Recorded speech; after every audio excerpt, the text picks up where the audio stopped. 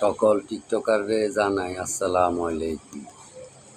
শুরুতে আমি আমার কাকার দোকানে আসলাম। আমার কাকার সাথে কথা বললাম।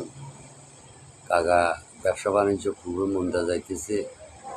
দর্শক কাকা দোয়া চাইছে। আমি কিছু ইনশাআল্লাহ আল্লাহকে মানো, 5 ওয়াক্ত নামাজ পড়ো, দিনী কাজ করো, আল্লাহ রাসূলের যে কাজগুলো নবীওয়ালা কাজগুলো করো।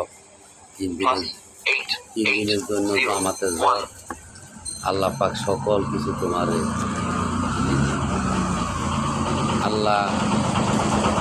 আল্লাহকে ডাকো, তাহাজ্জুদের নামাজ পড়ো, আল্লাহর কাছে মুনাজাত করি, চাও তোমার দোকানে ব্যবসা বাণিজ্য কেন নাই, কেন কাস্টমার কম আসতেছে। তুমি আল্লাহর কাছে দোয়া, আল্লাহ সব কিছু ভরসা, আল্লাহ সব কিছু দিবে।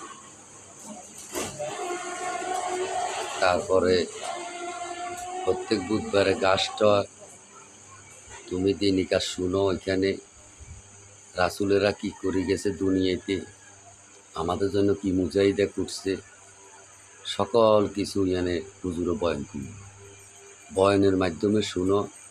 তোমার দিলেবিতে যদি রহমত গামে, তাহলে তুই আল্লাহ কাজ করবে, আল্লাহ নবীর কাজ করবে। আল্লাহ নবীর কাছে বরকত, অতি বরকত। যেমন আপনি জমাতে যদি 1 টাকা খরচ করেন, 7 লক্ষ টাকার সওয়াব আছে। 1 টাকার জন্য 7 লক্ষ টাকার সওয়াব আপনি পাইবেন। কাল হাসরের মাঠে সবগুলো দেখা যাবে রত্নহীন। আমরা নবীওয়ালা কাজ করুন। নবীরা আমাদের জন্য মেলা যুদ্ধ করছে। যুদ্ধ করার পরে